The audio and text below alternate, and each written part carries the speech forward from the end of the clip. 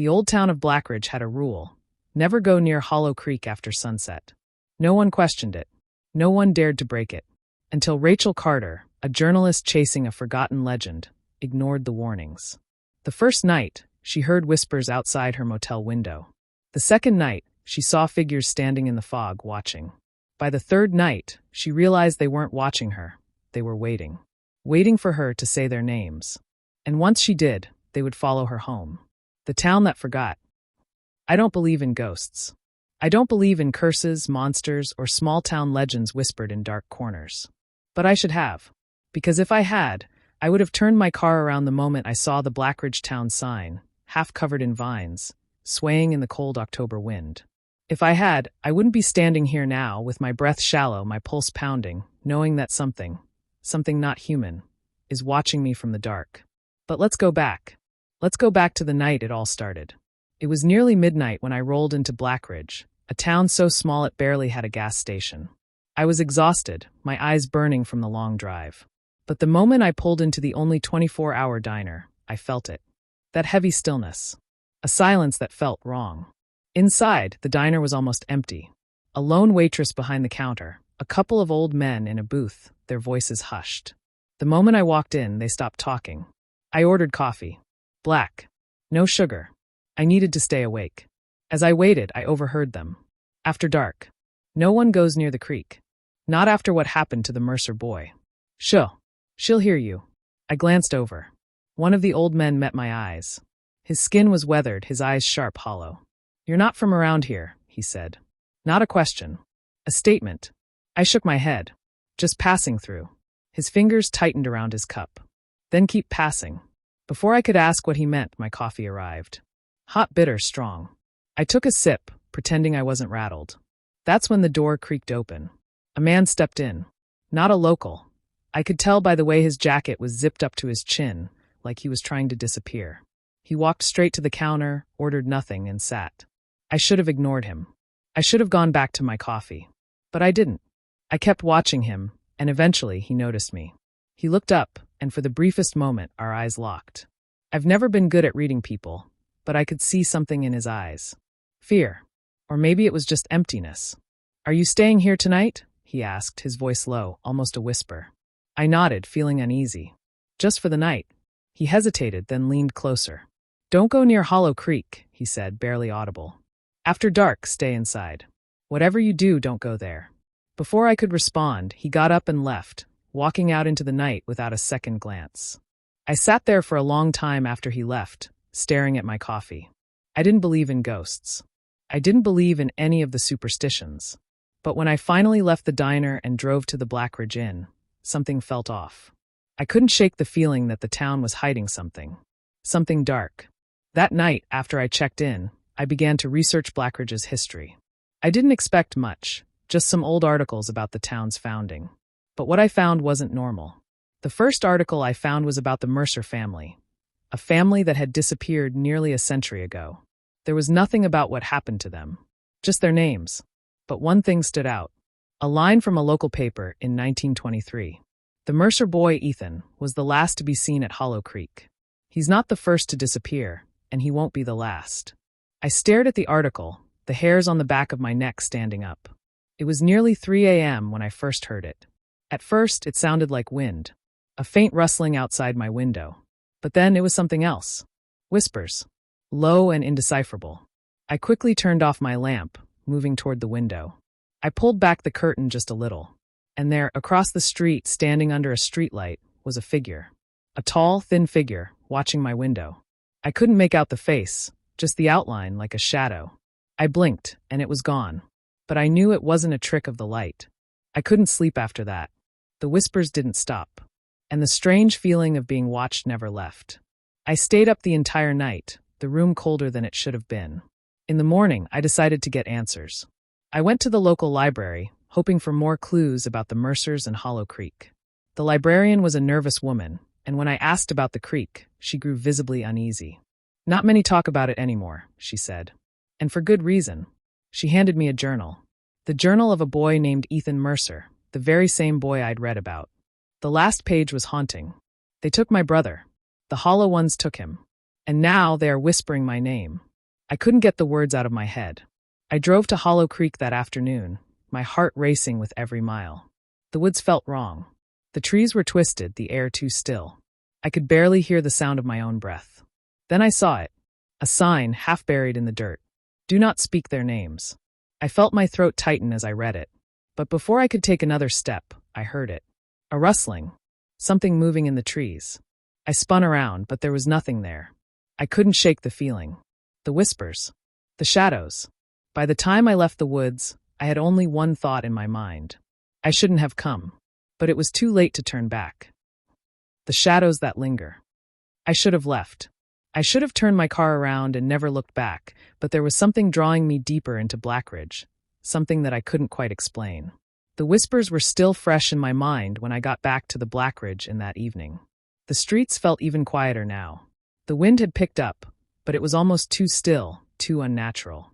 I parked my car and hurried inside, locking the door behind me without hesitation. My nerves were on edge. The town was suffocating, its silence like a weight on my chest. I tried to shake it off. I needed sleep. I needed to leave in the morning and never come back. But when I pulled back the sheets of the bed, I noticed something. A small, crumpled piece of paper tucked under my pillow. I froze. I don't know how it got there. I hadn't touched the pillow since I checked in. With trembling hands, I unfolded it. You've seen them. You've heard their whispers. There's no going back now. The hollow ones are watching. You're next. The words were hastily scribbled, barely legible, as if whoever wrote it had been in a panic. I stood there, staring at the note, my mind racing. Who left this? And what did it mean? Before I could even begin to make sense of it, I heard it again. The whispers. This time, it was coming from the hallway. Soft, almost imperceptible, like a distant murmur of a conversation. I couldn't make out the words, but I knew it wasn't my imagination. I wasn't alone. I stood there, listening. The air felt colder now, a chill creeping into the room, seeping into my bones. The whispers grew louder, clearer. I couldn't take it anymore. I grabbed my phone, hesitated for a moment, then dialed the number of the diner. It rang several times before someone picked up. Hello. The voice was shaky, as if the person on the other end was equally afraid. I need help, I said, trying to control the fear in my voice. What's happening here? What are the hollow ones? There was a long pause. I told you to leave, the voice whispered. You should have kept passing through. Before I could respond, the line went dead. I was alone again. The whispers were gone, but I knew they hadn't stopped. They were just waiting, watching. I grabbed my jacket and ran out the door, not caring about the cold or the darkness. I had to find answers. I had to understand what was happening in Blackridge. I drove to Hollow Creek again, my hands shaking on the steering wheel. I had to know what had happened to Ethan Mercer, what the town was hiding. The trees were taller this time, their twisted branches seeming to reach down, as if trying to pull me into the forest. The air was thick, heavy with the smell of decay. I parked my car near the edge of the creek, stepping out into the cold, damp night. The sound of rushing water filled the air, but there was something more. A low hum, like a distant chant. I followed the sound, my heart racing, until I reached the water's edge. And that's when I saw it. A figure standing by the creek, half hidden in the shadows. A tall, thin silhouette, staring out over the water. My breath caught in my throat. I couldn't move. The figure turned slowly, its face hidden beneath a dark hood. The air grew colder, the whispers louder. I could feel them surrounding me, pressing in from all sides. You shouldn't have come here, a voice said, low and gravelly. I froze, unable to respond. Now they know your name. The figure took a step forward, its presence overwhelming. It reached up slowly, pulling the hood back. What I saw, I'll never forget. A face, pale and gaunt, with hollow eyes that seemed to look right through me. It was the face of someone who had long been dead, someone who had never truly lived. The figure opened its mouth to speak, but no words came out. Instead, the whispers surrounded me, growing louder, more frantic. I turned and ran, heart pounding in my chest, my breath coming in ragged gasps. I could hear footsteps behind me, but when I looked back, there was nothing. Nothing but the dark. I barely made it back to my car. I slammed the door shut, my hands shaking as I started the engine. I couldn't get out of there fast enough. But as I pulled away from Hollow Creek, I glanced in the rearview mirror. And I saw it. The same figure, standing at the water's edge, watching me leave. I couldn't explain it. I didn't want to. But I knew this wasn't over. Not by a long shot. The descent into madness. I didn't sleep that night. How could I? How could anyone after seeing what I saw by the creek? The image of that figure, its hollow eyes, its silent presence, haunted me. I couldn't shake it. The whispers that had followed me all the way back to my car, the feeling that something was watching me, something just beyond the edge of my vision. I drove aimlessly for hours. I thought if I just kept moving, I could outrun the fear, outrun the madness creeping into my mind. But I couldn't. I felt the weight of the town pressing down on me, suffocating me with every mile. I didn't even know where I was anymore. It was as if the road itself had twisted, leading me back to Blackridge. No matter how far I drove, I always ended up in the same place. By morning, I was back at the Blackridge Inn. The town hadn't changed. It never did. But I had. I felt like I was losing my grip on reality, like the world around me wasn't real anymore. The air was thick with something I couldn't describe, and the streets, they were empty. Empty in a way that wasn't natural. I checked out of the inn without saying a word. I didn't need to. I knew the townsfolk knew I was leaving. They always knew. I drove to the diner again, hoping for some answers, anything to make sense of the nightmare I had stepped into. The waitress was still there, her face just as pale, just as tired. But when I sat down, she didn't say anything. She just stared at me with that same hollow look. What happened to Ethan Mercer? I asked, my voice barely a whisper. She blinked, her lips tightening. You don't want to know, she said, her voice shaky. No one who asks about Ethan Mercer ever leaves here the same. I felt a cold shiver run down my spine. What do you mean? What happened to him? Her eyes darted to the door, like she was checking to see if anyone was listening. She leaned in close, her voice barely audible. They took him, she said. The hollow ones took him. I shook my head, confused. The hollow ones, they're real? They're not just real, she whispered. They're everywhere. They've been here for as long as anyone can remember. They come out of the creek, out of the woods, out of the shadows. And once they've taken you, there's no coming back. I leaned forward, desperate for more answers. What do you mean they take you? What happens to you? She swallowed hard, her hands trembling as she wiped the counter. They take your soul, she said softly. And then they leave you. But you're never the same. Not really. You're hollow. Like them.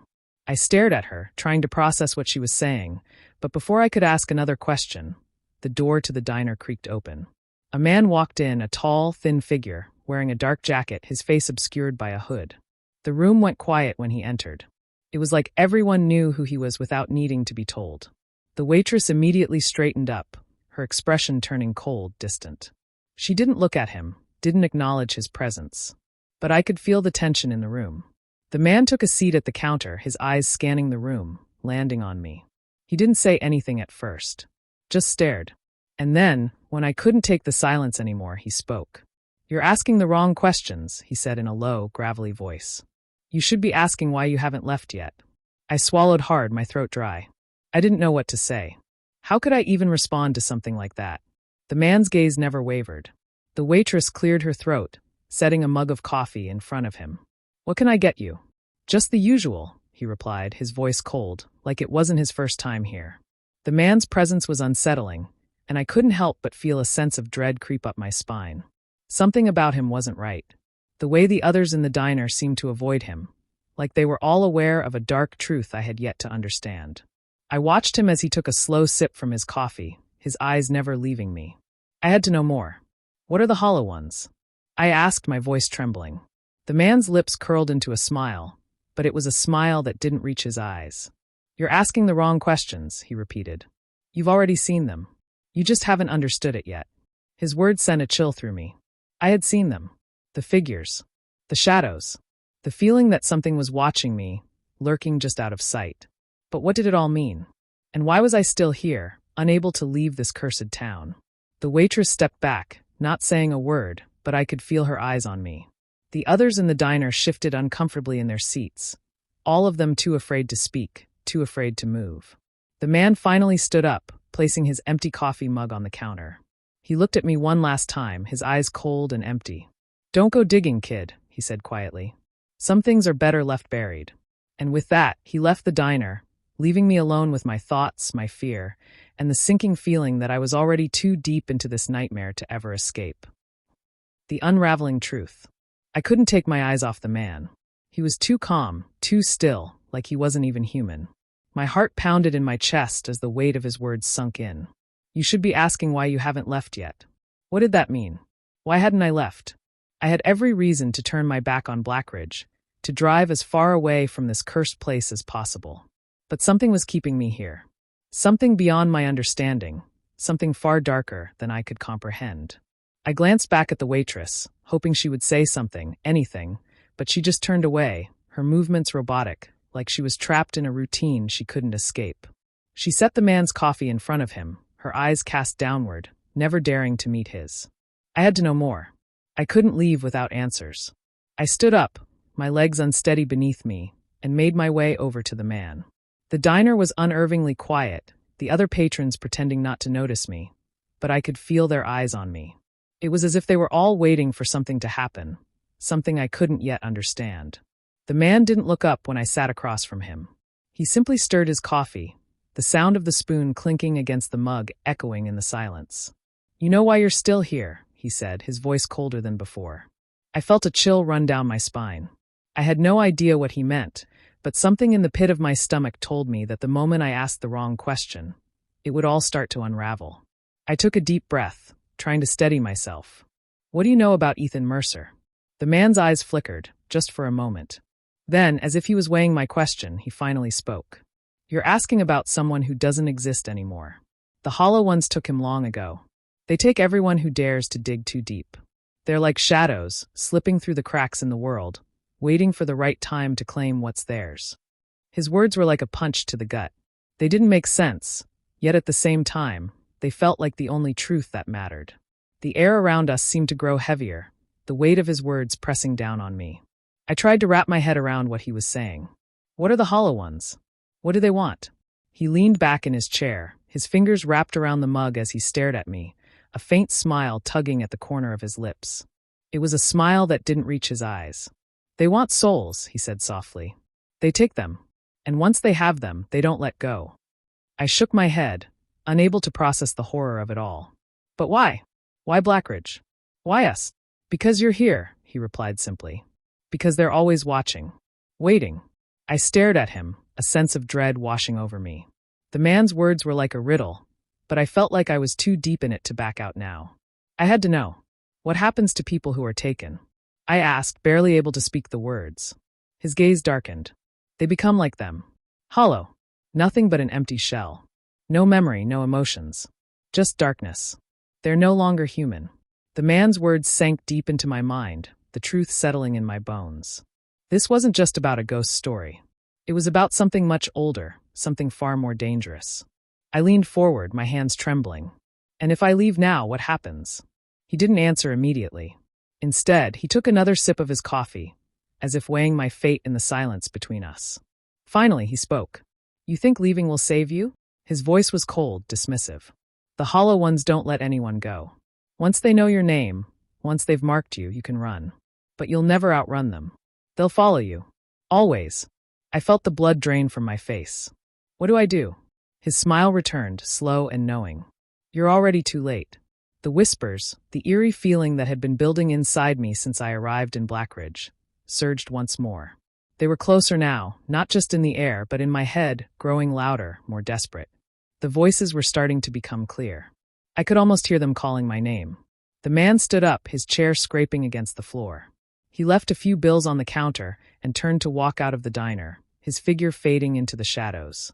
As he left, the whispers stopped. But something else lingered. A presence. A cold, dark presence.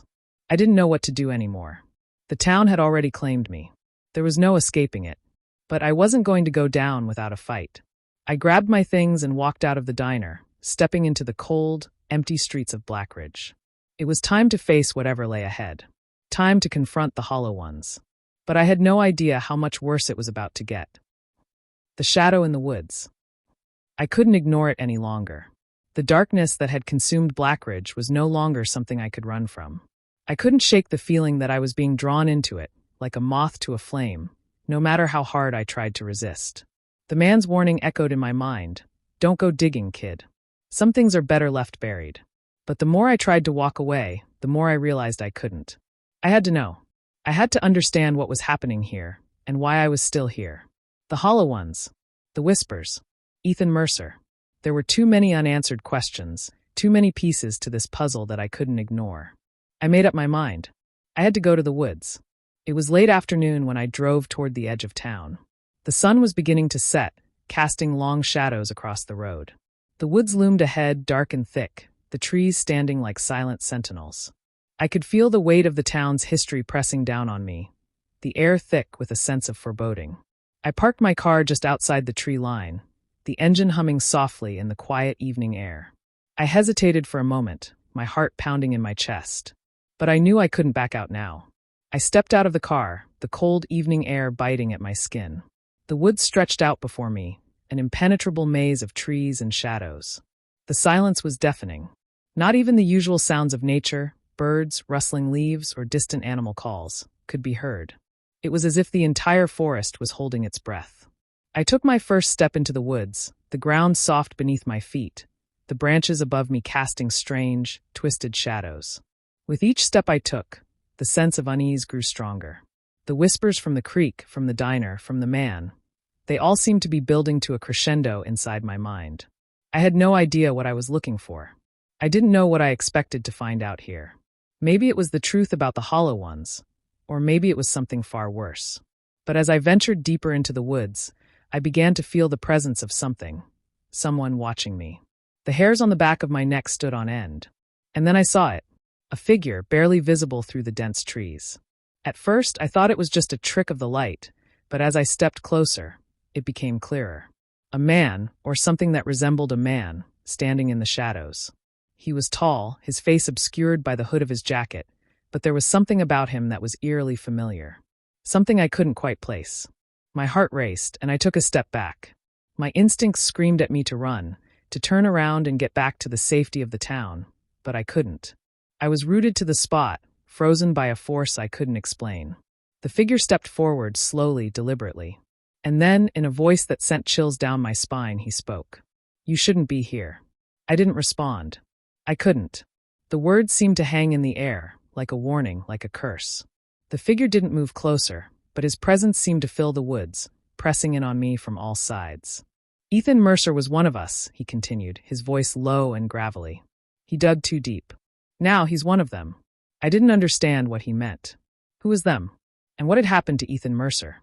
The questions were like a storm inside my mind, each one leading to another. The figure raised his head slightly, and for the first time, I saw his eyes. Hollow. Empty. No life in them at all. Just darkness. A deep, endless void. "They're always watching," he whispered, his voice barely audible now. "They've been here long before you. Long before anyone. And they won't let you leave. Not now." I took a step back, my heart racing, but my feet felt heavy, like I was wading through thick mud. The figure's eyes never left me. I could feel the weight of his gaze, pulling me in, trapping me. The whispers returned, louder now, swirling around me, coming from every direction. The air grew colder, the trees more oppressive, as if the very forest itself was alive, closing in around me. I tried to turn and run, but my body wouldn't obey. It was like I was trapped in a nightmare, unable to wake up. The figure stepped closer, his face now fully visible. He wasn't a man at all. Not anymore. His skin was pale, stretched tight over his bones, and his eyes, those hollow eyes, they weren't human. Not by any stretch of the imagination. I could hear the whispers now, clearer than ever before. They were calling my name. "Join us, join the hollow ones." I felt the darkness pulling at me, like a tidal wave of cold, suffocating despair. The figure's mouth opened, but no words came out. Instead, I felt the ground beneath me shift, the air around me grow colder, thicker. The shadows were reaching out, curling around my ankles, pulling me down. And then I saw it. A face. A familiar face. Ethan Mercer's face, but it wasn't him anymore. It was hollow. Empty. His eyes were gone, replaced by darkness. Before I could react, the world around me shattered. I fell to my knees, gasping for breath, my vision spinning. And then, just as suddenly as it had begun, everything went silent. I looked around, but the figure was gone. The shadows retreated. The whispers faded. But I wasn't alone. Not anymore. I could feel them. The hollow ones. They were watching me, waiting. And I knew, deep in my bones, that I was never going to escape. The truth beneath the surface. I woke up on the cold, damp forest floor. My body ached, my limbs stiff, as if I had been lying there for hours, maybe days. My head throbbed, and the world around me was spinning. I tried to sit up, but the dizziness hit me like a wave, and I had to steady myself. The woods were still. Too still. The eerie silence that surrounded me felt unnatural, like the forest was holding its breath. I could still feel them, the hollow ones, lurking in the shadows, watching, waiting for me to make a move. I forced myself to stand, my legs trembling beneath me. My thoughts were a chaotic jumble, but one thing was clear: I had to leave. I had to get out of Blackridge, away from whatever dark force had claimed this town. But no matter how hard I tried to focus, one question kept coming back to me. What were the hollow ones, and how had they taken hold of this place? I stumbled through the woods, trying to find my bearings, but everything seemed distorted. The trees were twisted, their branches like skeletal fingers reaching for the sky, and the ground beneath me seemed to shift with every step I took.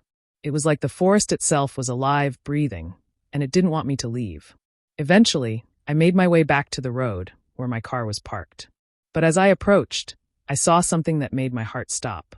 A figure was standing by the car. A woman. Her back was to me, but I could tell she was waiting for me. I didn't recognize her, but something about her seemed familiar.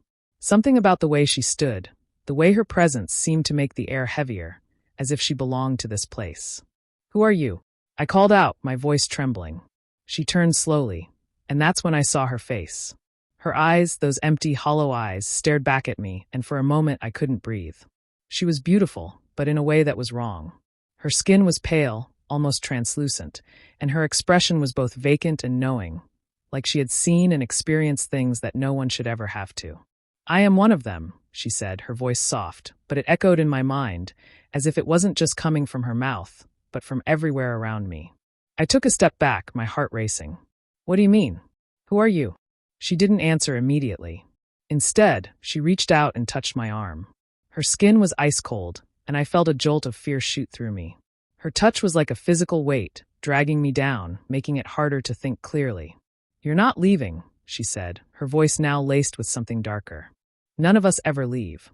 The words hit me like a punch to the gut, and for a moment, I couldn't move. "What do you mean?" I whispered. "What are you talking about?" She stepped closer, her face just inches from mine. The air between us grew colder, and I could see her breath, misting in the chill. "The hollow ones," she murmured, her voice barely above a whisper. "They've always been here. They take you. They make you one of them." I recoiled, my mind racing. You're saying I've already been chosen? That I'm one of them now?" She nodded slowly, a sad smile tugging at the corners of her lips. "You've been marked, just like all the others. Ethan Mercer, the ones before him, and the ones before them. We're all part of the same cycle." I backed away, my breath coming in short gasps. "What cycle? What is this? Why is this happening?" Her eyes softened, almost pitying, as if she understood my confusion, my fear. "You can't escape Blackridge. Not anymore. The hollow ones are here to stay, and they choose who stays and who goes." I was shaking now, unable to comprehend what she was saying. But I didn't do anything. I didn't ask for this. "You don't have to," she said, her voice growing more distant. "It's not about what you want. It's about what they need. They're always watching, always waiting. And when they come for you, there's no running. There's no hiding." I felt the weight of her words settle deep inside me. "How do you know this?" I asked, my voice barely above a whisper. "How do you know all of this?" She smiled again, but it wasn't a reassuring smile. It was hollow, empty. "Because I've lived it. And now, so have you." Her words sent a cold chill through my body. I could feel it, the change, the shift inside me. The hollow ones were real. And they weren't done with me. Not yet. Suddenly, I heard a rustling behind me. I turned quickly, my heart pounding, but there was nothing there. Nothing except the dark, quiet road stretching out before me, the town of Blackridge looming in the distance. "I don't understand," I whispered. "What do they want from me? Why me?" The woman took a step back, her eyes glimmering with something I couldn't quite place. "They don't need anything from you. They just need you to stay. And once you stay, you become part of them. You become one of the hollow ones. Forever." The words hit me like a tidal wave, crashing over me. I wanted to run.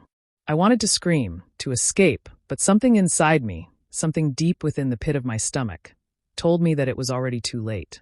"I can't stay," I said, my voice breaking. I won't. Her smile faded, and for a brief moment, I saw a flicker of sadness in her eyes. You don't get to choose, she said softly. None of us ever do. And then, before I could respond, she turned and disappeared into the trees, her figure vanishing into the darkening woods. I stood there for a long time, trying to process everything she had said, trying to convince myself that I could still escape. But deep down, I knew it wasn't true. The Hollow Ones had already claimed me, and there was no turning back. The relentless grip. The forest felt heavier now, the air thick with something ancient, something that had been here long before Blackridge was ever founded. The trees, their twisted limbs clawing at the sky, felt like they were watching, waiting for something to happen. Or maybe it was just me. Maybe I was the one being watched now. I was no longer sure what was real or not. The woman, the one who had told me about the Hollow Ones, her words were like a dark echo in my mind, replaying over and over. You're one of them now. You're marked. Her voice haunted me. It lingered in my ears, in my thoughts. I stumbled back toward the town, my feet dragging with each step. I couldn't stop the images that flashed before my eyes. The Hollow Ones, watching from the shadows, waiting to claim their next victim. Me. The truth was beginning to settle in. Blackridge wasn't just a town. It was a trap. And I was caught in its snare. I thought about calling for help, but who would believe me? The woman had disappeared into the woods, leaving nothing behind but the chill in the air. I couldn't escape the feeling that the town itself was part of the curse, that it was alive in some way, feeding off the fear and the secrets buried deep within its walls. When I reached the edge of Blackridge, I couldn't help but stop. The houses in the distance looked familiar, yet they felt so wrong. The lights flickered, casting strange, long shadows across the streets. No one was out. No one was ever out anymore. I made my way to the town square, where the old church stood. The building was large, imposing, its spires reaching high into the sky, as if trying to touch something beyond the world I knew. It was strange. I hadn't remembered the church being so alive before. But now, it seemed to hum with an energy I couldn't explain. Inside, the air was thick, heavy with a sense of dread that seemed to press down on my chest. The silence was oppressive, broken only by the faint sound of something, scratching. A soft, rhythmic scraping that came from somewhere in the back of the church. I slowly made my way down the aisle, every step echoing in the empty space. The walls were lined with stained glass windows, their colors dull and muted, like they had seen too much. The pews were empty, save for the occasional dust-covered Bible, left abandoned in the dark corners. The sound of scraping grew louder. My heart pounded in my chest as I neared the back of the church. I wasn't sure if I was ready for what I was about to find, but I couldn't turn back. Not now. I reached the pulpit, and there, in the shadows, I saw it. A figure. The outline of a person hunched over, scraping its nails against the floor, its back turned to me. At first, I thought it might be a person, but as I got closer, I realized something wasn't right. It wasn't human. It turned slowly, its head jerking to the side with an unnatural snap. And I saw its face. Or rather, the lack of one. Its skin was pale, stretched tight over a skull, and its hollow eyes, empty black pits, stared directly at me unblinking. I froze. It wasn't a person. It was one of them. The Hollow Ones. Before I could react, it moved. Fast. Its fingers, long and twisted, reached for me with a speed I couldn't comprehend. I backed away, my heart hammering in my chest, but it didn't stop. It kept coming. There was no escape. Just as it lunged at me, I felt a sudden, overwhelming force, a pull, as if the entire world around me was shifting. The ground beneath my feet seemed to tremble, and everything went dark. I was falling into nothing. And then silence. The depths of despair. I woke up in complete darkness. For a moment, I thought I was still falling, that I hadn't hit the ground yet. My head was spinning, my limbs heavy, and my breath came in shallow gasps. I tried to move, but the weight of the air, the overwhelming stillness, kept me anchored to the ground. It felt as though I had been asleep for hours, maybe days. But when I opened my eyes, there was nothing. No light. No sound. Just a suffocating blackness that seemed to close in on me from all sides. Panic began to rise within me. I reached out in front of me, trying to find something, anything, to ground myself. My fingers scraped against cold stone, the texture rough and jagged. I tried to pull myself up, but it felt like the walls themselves were pressing against me, pushing me down. I struggled to stand, my legs trembling beneath me, but I had no sense of direction, no sense of where I was.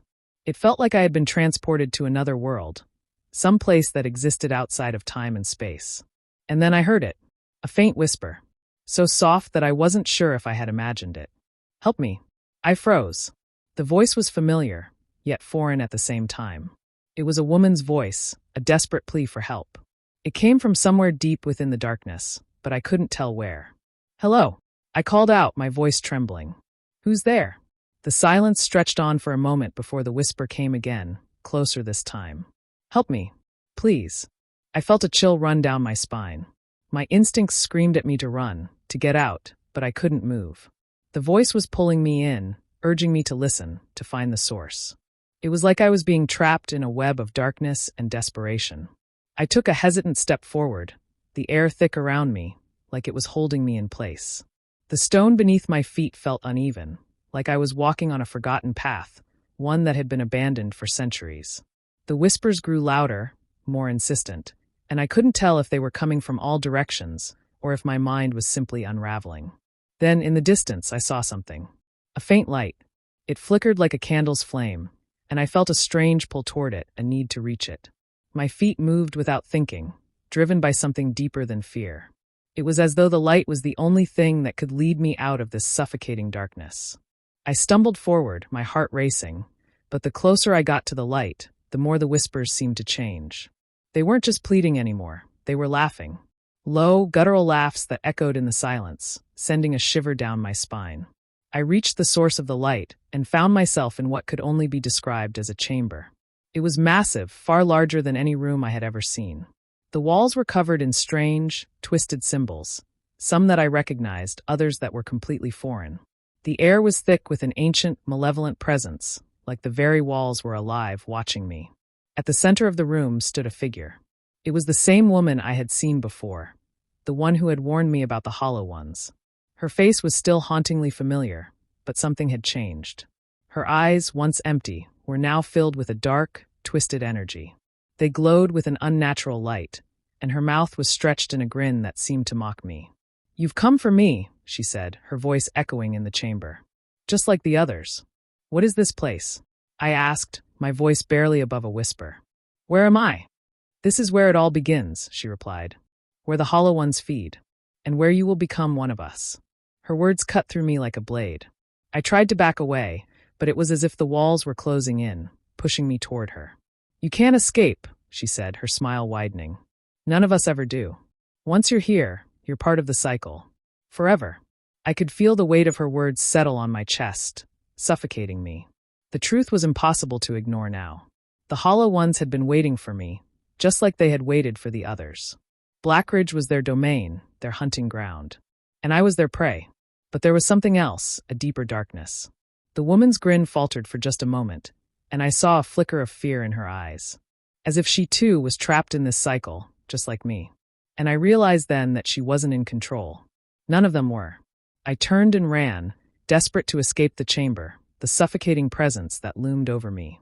My feet carried me faster than I had ever run before, but the darkness stretched out before me, endless.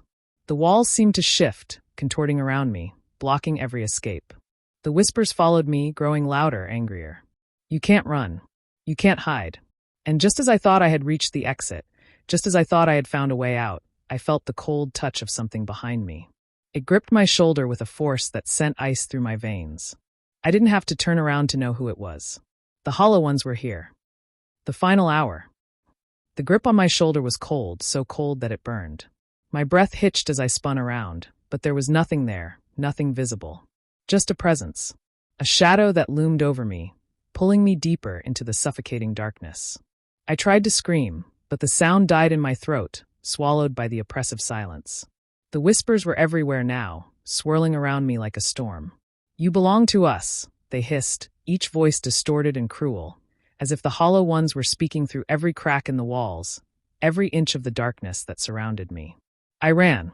My legs moved on their own, carrying me through the labyrinthine corridors of what I now realized was no longer just a town. It was a prison. A place where the hollow ones had existed for centuries, where the lines between life and death blurred until they no longer mattered. I didn't know how long I had been running, but I had to keep moving. The fear, the dread, it pushed me forward, even when my body begged me to stop, to give in. The walls, the floors, they all seemed to shift, their angles changing, the shadows warping into grotesque shapes that I couldn't unsee. Then ahead I saw a faint light. Not the flickering, haunting glow from before. This was different. This was warmth. It beckoned me like a lifeline in the storm. I ran toward it, my chest tight, my heart pounding louder than ever. The light grew brighter the closer I got, until it became a blinding beam, cutting through the darkness. It felt like the light itself was reaching for me, pulling me in. But as I neared it, I felt a sudden tug at my soul, like an invisible hand pulling me back. A force far stronger than my own will. I stumbled, falling to my knees as a cold laughter echoed around me. "No one escapes," a voice said. It was low, mocking, but it wasn't the woman from before. This voice was deeper, ancient, older than the town itself. "You thought you could outrun us. But you're already ours." The air around me grew heavier, thicker, as if the very fabric of reality was being torn apart. I reached out for the light, my fingers brushing the edge, but the moment I touched it, I felt a sharp pain shoot through my body, like my very soul was being torn in two. And then everything stopped. I was no longer running, no longer falling. It was as if time itself had frozen. I looked around, trying to make sense of what had happened. The light was gone, replaced by a sea of shadows.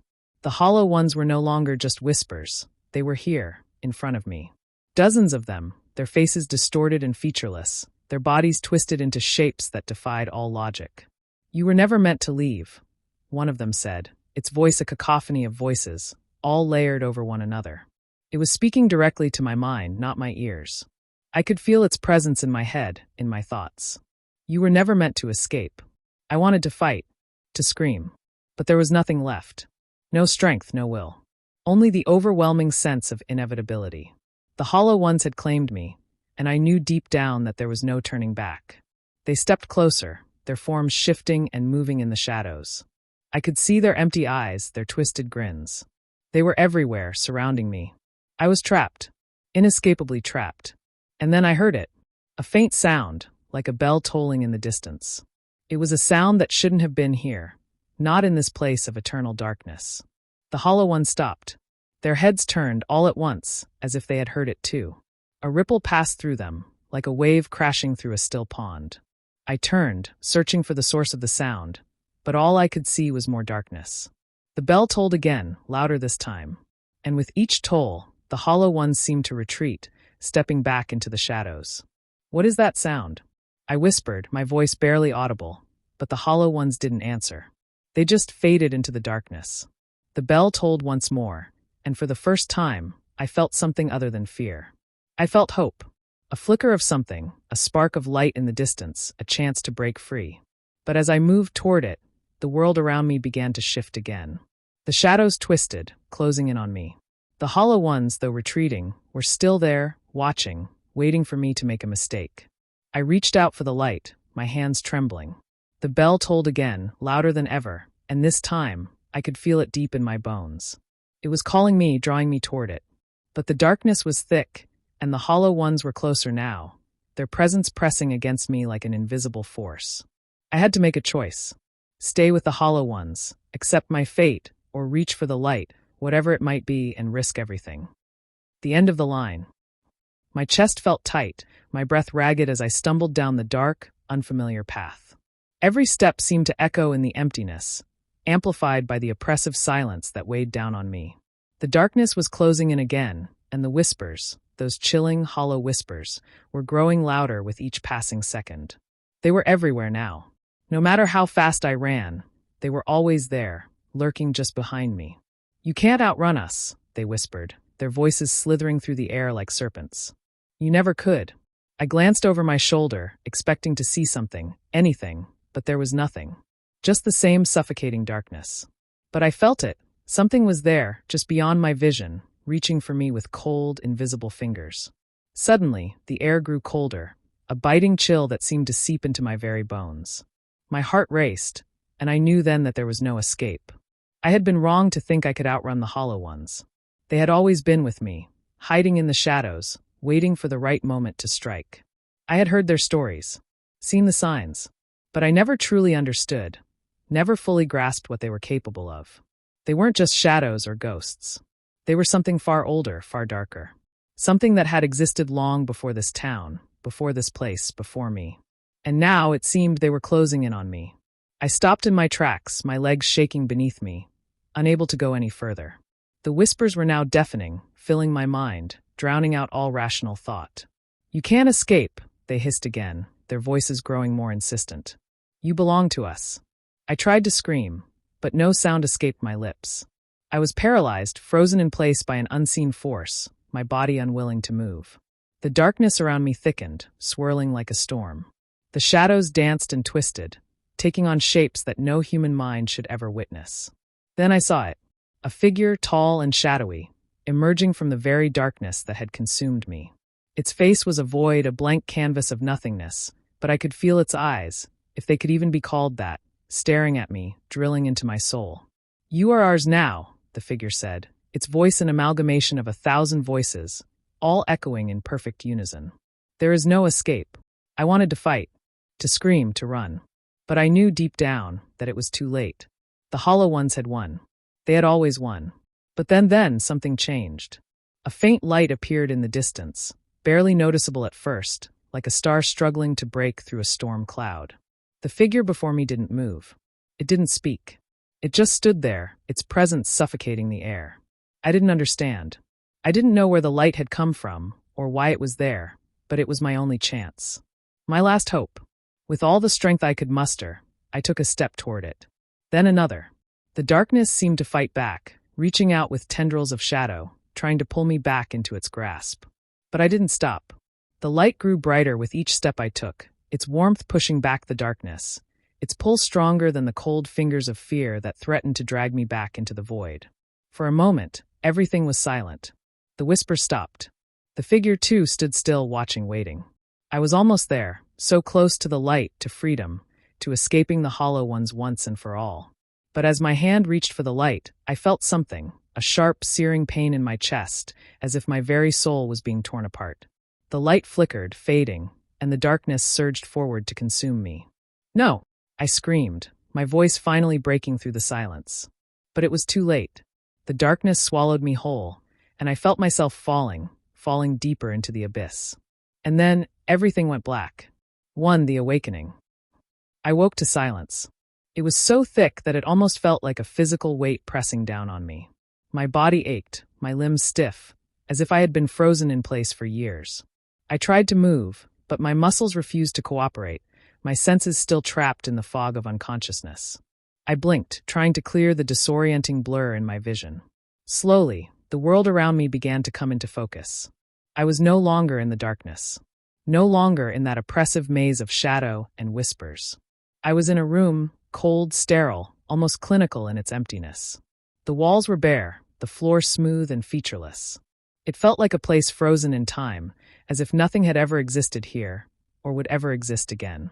I took a deep breath, the air stale, but at least it was air. At least I was alive. But something was wrong. I could feel it. A weight in the pit of my stomach that grew heavier the more I tried to understand where I was. How had I gotten here? What happened to the Hollow Ones? And then I remembered. The light. The pain. The darkness consuming me. Had it all been a dream? A nightmare that felt too real to be just that? I shook my head, trying to shake off the feeling of unease that clung to me like a second skin.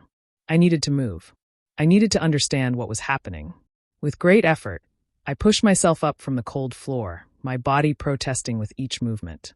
My eyes scanned the room, looking for any sign of life, any hint of an escape.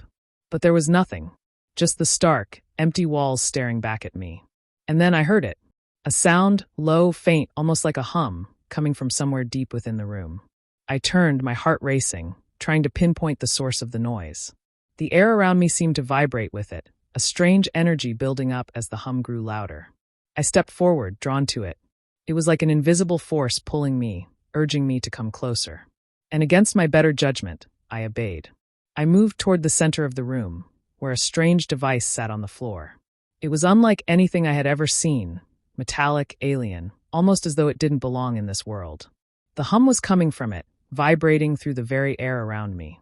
I reached out, my hand trembling, and as I touched the cold metal, a jolt of electricity shot through me, sending a shockwave of pain through my entire body. I gasped, stumbling back, but the pain didn't stop. It surged through me, relentless, unyielding, as if the device was feeding on my very soul. "No, no, please," I cried out, but my voice was lost in the humming, the sound now deafening, drowning out everything else. And then, as if on cue, the hum stopped. The room fell silent once again, but it wasn't the same silence I had felt earlier. This silence was different. It was suffocating, heavy with something ancient and evil. I could feel it then, the presence. The hollow ones. They were here. Watching. Waiting. I turned, expecting to see them, expecting to feel their cold, oppressive presence, yet the room remained empty. But I knew they were near. I could sense them, like a dark cloud looming over me, ready to descend and consume me once more. I backed away from the device, my breath coming in shallow gasps. There had to be a way out of here. There had to be something I could do to escape.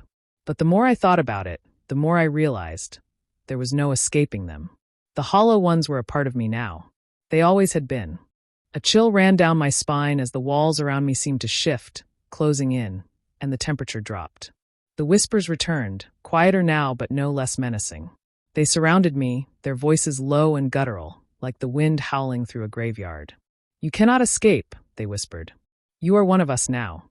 I tried to ignore them, tried to push the thoughts aside, but they were right. There was nowhere to run, nowhere to hide. And just like that, I realized the truth. I had already given up. The hollow ones didn't need to drag me into their world. They didn't need to tear me apart. I had already lost. The silence grew heavier, the darkness creeping in once again, suffocating me as I sank to my knees. The hollow ones were inside me now. They had always been. I closed my eyes, waiting for the inevitable, for the moment when they would claim me fully. There was no more fight left in me. Only acceptance. The end of the darkness. The room was thick with silence. It was the kind of silence that felt like something was about to happen, something inevitable. My vision blurred, and I realized that somewhere deep inside, I had lost the battle. This wasn't a dream. This was real. They were here, they had always been here, and now they had consumed me entirely. My breaths grew shallow, my heart raced as if it was trying to break free from my chest. And I understood now. I was no longer just a victim. I was one of them. The room remained still, the oppressive weight of the silence suffocating me. There was no escape. I had tried running, hiding, fighting, but I had never been free. The hollow ones were inside me now. They always had been. In the darkness of my mind, their whispers grew louder, sharper. "You are ours now. There is no return. You belong to us." I felt it, the final surrender. The fear, the pain, the torment, they had all become a part of me, a part of my soul, and I could never escape them. I closed my eyes, accepting it. I had no strength left to resist. The hollow ones had already claimed me, and I would remain with them forever. In the silence, I felt the final piece of myself slip away. End of The Hollow Ones.